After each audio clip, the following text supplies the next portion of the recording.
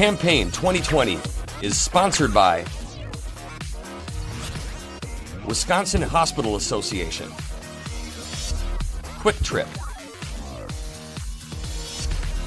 Wisconsin Counties Association, Wisconsin Realtors Association, and Wisconsin Operating Engineers Local 139.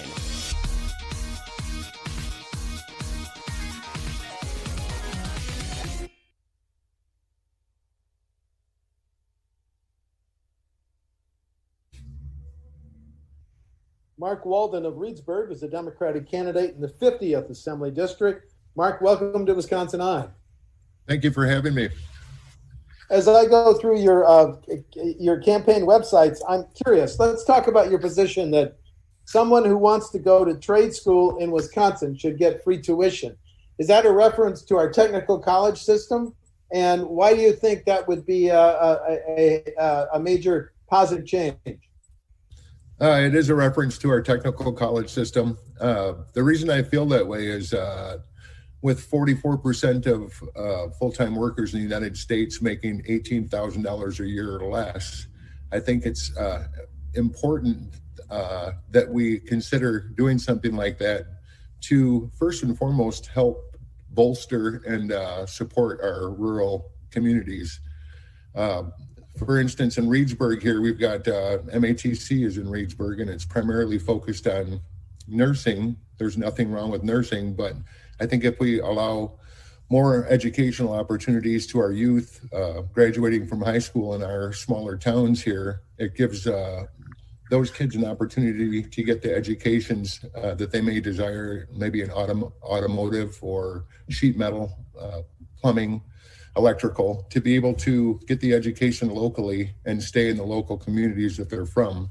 And I think it's really tough these days for people to graduate from either college or technical college with, a $40,000 debt load coming out of college as they start their new lives as young adults. So I support free tuition for trade schools. And I know that we have got a shortage of those kind of skilled workers in the state as well. So I'm very supportive of that idea. Have you heard any estimate of how much free tuition for tech college students might cost, Mark? I've heard estimates around $35,000 for a 2-year degree. Okay. And I don't think that just is tuition by itself, but I mean, when you consider tuition and then cost of housing, all the books and all those types of additional fees that would be involved in getting a degree at a 2-year institution. I've heard estimates of around $35,000. Okay.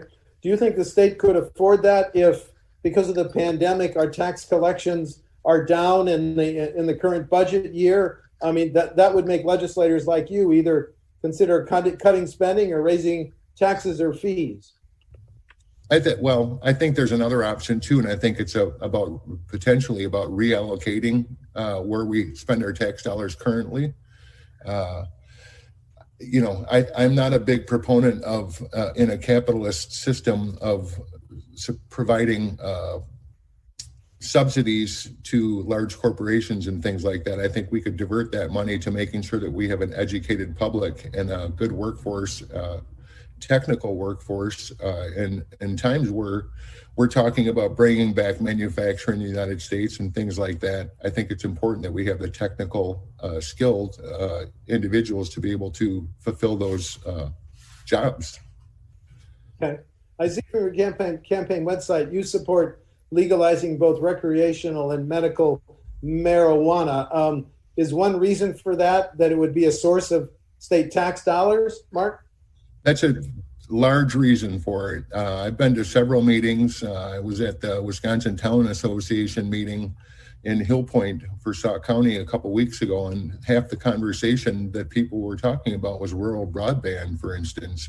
And, how do we come up with the money to support the build out of rural broadband? And my solution to that is let's follow the lead of 30 plus states in the country that have gone ahead and legalized cannabis. And for instance, the state of Wisconsin is about 100,000 less in population than the state of Colorado.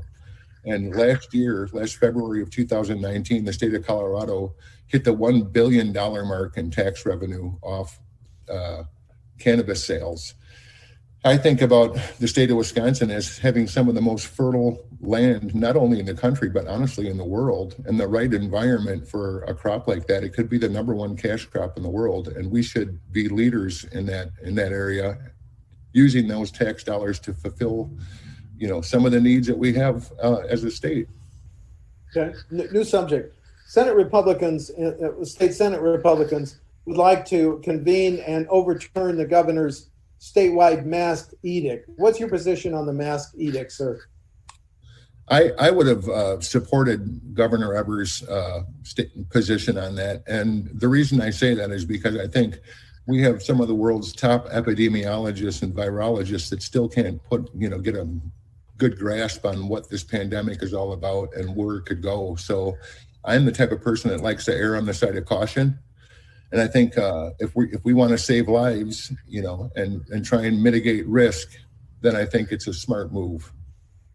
One other is Evers' initiative. He'd like the legislature to be in special session to adopt his 9-bill package on police reforms, ban chokeholds, require reporting of deadly force by officers, ban no-knock warrants. Can you support the governor's 9 bills on police reforms? I can. I think, I think it's important that we think about how we put messages out about these different issues that we face. I think defunding the police was a terrible use of words to describe what really needs to happen. I would think of it more as a restructuring of police departments and things like that. One instance I can think of would be as far as mental health is concerned. Maybe we should think more about having professional mental health folks involved in policing, so that we don't have police officers going to issues where someone is threatening suicide or something related to mental illness. Let's put, that would be one way I would think about how we could restructure policing to be able to serve the community better. Okay. The debate in the Capitol over who should draw the next congressional and legislative district lines. The Constitution says the party in power in the Capitol should. The governor favors a People's Maps Commission. What's your position on that?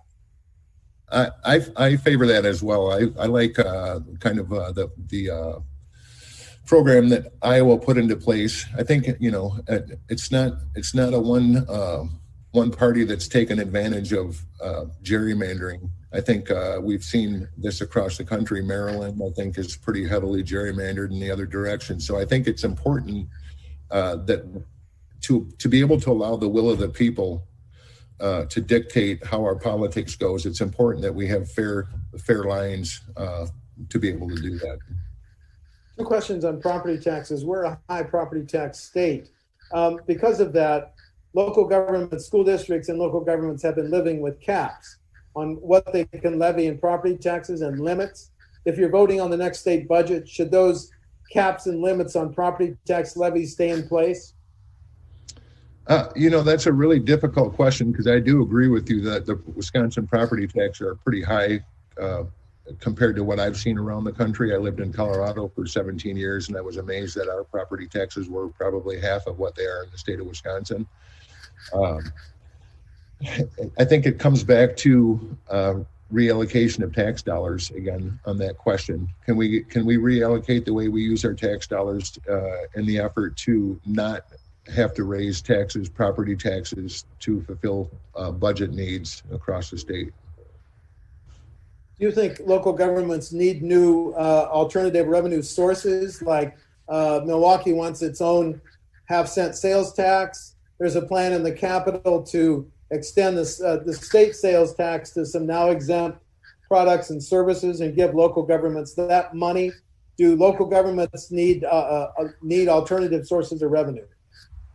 I think so. I mean, I look at the city of Reedsburg where I live. I know that we've got some real issues as far as being able to fund rural infrastructure and things like that. So, and that's why I am a proponent of cannabis legalization, because I know what it's done in Colorado, not only as far as reducing crime rates across the board, but also being able to stimulate different economies by new sources of tax revenue that can help smaller towns like Reedsburg be able to fill some of those gaps in their budget. Last year, the governor recommended raising the gas tax. It's 30.9 cents. Hasn't been raised in 10 or 12 years to stabilize sources of funding for highways. Could you vote to raise the gas tax? That is another. I try not to vote to raise the gas tax. What I would do is I would refer back to what I said earlier a couple times, is that I think it's really important that we evaluate how we spend our tax dollars currently and reallocate dollars in a way that makes sense for people in the smaller towns in the state here to be able to exist. Okay. We've seen the role that hospitals, both in Wisconsin and nationally, have played in treating COVID-19 patients.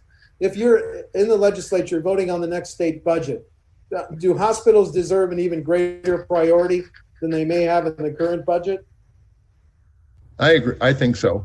And, and I'm one that also supports that we should take the $1.6 billion of our tax dollars that were paid into the federal government to be able to expand our healthcare opportunities in the state by being able to provide more funding for hospitals and clinics, as well as being able to cover people that are going through really tough times, like the small farmer, for instance, that, is really getting hammered right now, not only because of what corporate farms are doing to the milk prices and things like that, but also, these folks are not making a lot of money, and sometimes they go either uninsured or underinsured. So I would support expanding Badger care in the state. Republican leaders in the U.S. Senate are insisting that the next COVID-19 relief package include a provision saying that if a business or an organization has followed CDC guidelines to protect its employers and customers against COVID, they should be exempt from lawsuits. Do we need a state law like that? Yeah, wow, that's a great question. I really don't. I think if people are following the guidelines, then I feel like businesses that are trying to survive in really a tough climate right now need to have some kind of protection. I don't know if I would say that they should be exempt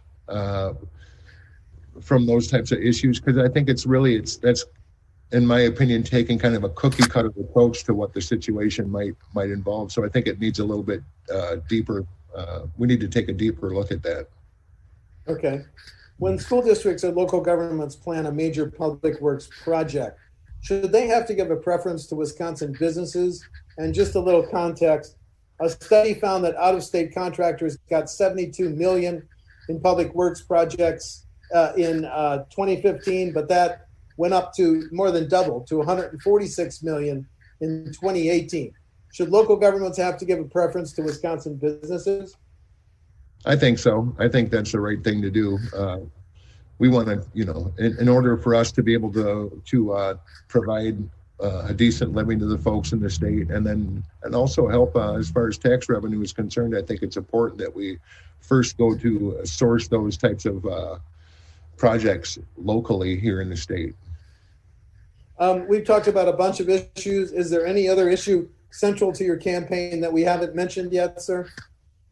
One issue that I think is extremely important is that we take a real close look at our water quality issues in the state.